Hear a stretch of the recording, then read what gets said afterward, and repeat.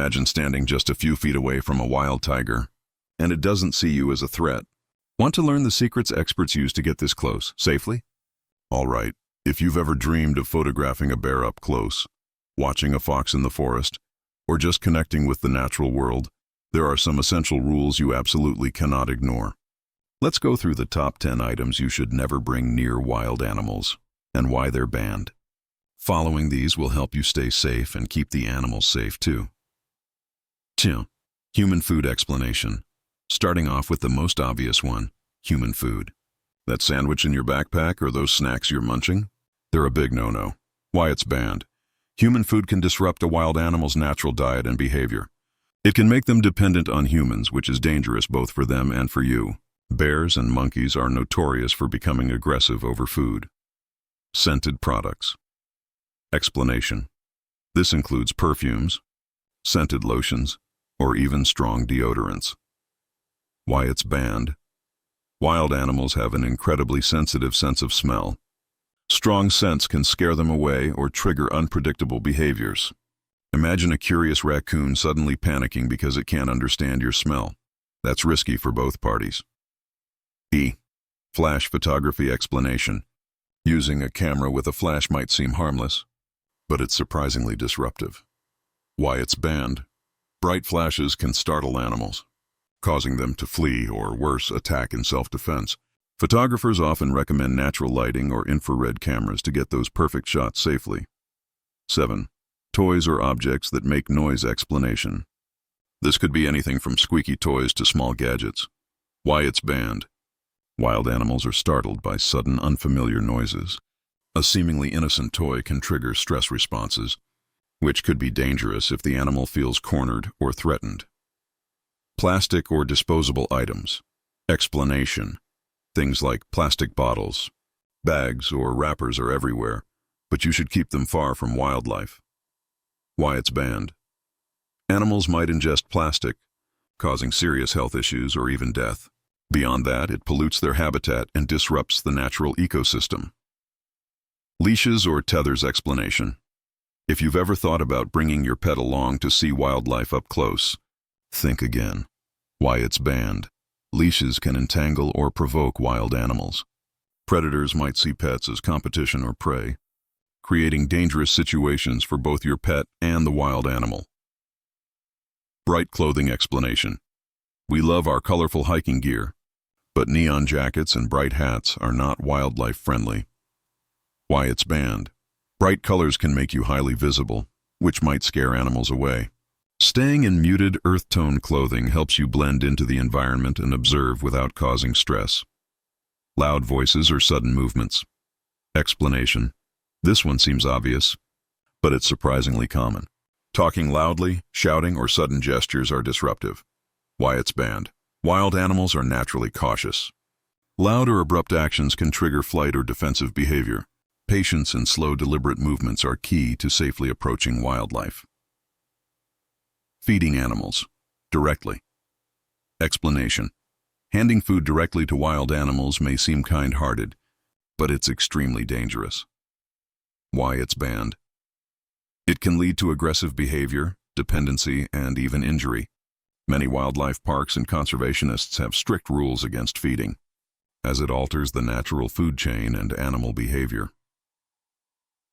Approaching young or injured animals explanation.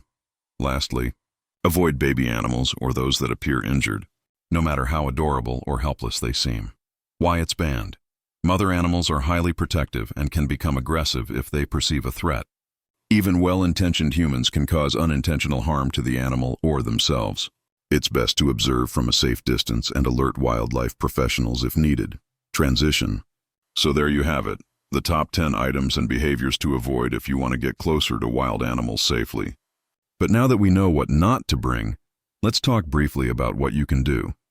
Pro tips for safe wildlife observation. Keep your distance, use binoculars or zoom lenses. Stay calm and still, sudden movements scare animals. Blend into the environment. Wear muted colors, stay on trails. Observe, don't interfere. Photography or quiet observation is perfect. Respect seasonal and territorial boundaries. Avoid nesting sites or dens. Following these simple tips will let you enjoy nature like an insider without risking your safety or the safety of the wildlife you love. Connecting with wild animals is an incredible experience, but it comes with responsibility. By avoiding the banned items and following the tips we've covered, you can observe wildlife safely and ethically. Remember, it's not about getting the closest shot or the best selfie. It's about respecting the animals and their home. All right, friends, before we wrap up today's journey into the world of wildlife, let's take a moment to really reflect on what we've learned and why it matters, not just for us as humans, but for the incredible creatures we're lucky enough to encounter in nature. Wild animals are some of the most fascinating beings on this planet. They move with purpose, they survive against incredible odds, and they interact with their environment in ways that we, as humans, often overlook. And when we get the chance to observe them, to witness their behaviors up close, it can be nothing short of magical. But here's the thing, that magic comes with responsibility. Every action we take, every item we bring into the wild, every step we take on a forest trail or near a riverbank can have consequences, sometimes obvious, sometimes invisible. That's why the list of banned items we talked about earlier is so important. Human food, scented products, bright clothing, leashes, flash photography, all of these might seem harmless on the surface, but they have the potential to disrupt the delicate balance of an animal's world.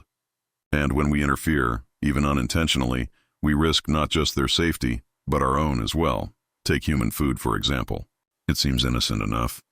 Maybe you just want to share a snack with a curious fox or toss some berries to a bird you spotted. But wildlife nutrition is complex. Animals have evolved to eat very specific diets, and our snacks are often highly processed or sweetened. A few crumbs might not seem like much, but repeated exposure can make animals reliant on humans for food. Suddenly, they begin to associate people with meals. And that's when conflicts start. Bears in national parks, monkeys in tropical towns, and even urban raccoons. These are all animals that have learned, the hard way, that people can be a food source. And when that happens, what was once a peaceful observation can turn into an aggressive encounter. Scented products are another subtle but crucial point. Humans don't always realize how powerful a wild animal's sense of smell is. A perfume, a lotion, or even a fragrant shampoo can signal something strange and dangerous to a deer, a fox, or a wolf. They rely on their noses to navigate their world, to find food, to sense danger, and to communicate. When we introduce foreign scents, we're essentially sending a confusing message. Are you friend or foe? And in that confusion, animals might panic, flee, or act defensively. Imagine trying to quietly observe a family of deer, only to have them bolt at the sight or scent of you. It's frustrating for the observer, but even more stressful for the animal. Flash photography is something that many aspiring wildlife photographers struggle with. Who hasn't wanted that perfect crystal-clear shot of a bird in flight or a fox peeking from the bushes? But flashes, even brief ones, can be disorienting. In the dark woods, a sudden bright light can startle an animal. And animals are not thinking like humans. They react instinctively. A startle response could mean a small bird crashes into a tree, a fox darts into a dangerous road, or a larger predator becomes defensive. Using natural light or infrared photography is not just a professional tip. It's a way to respect the life and safety of the creature you're trying to capture. Noise, too, can be disruptive.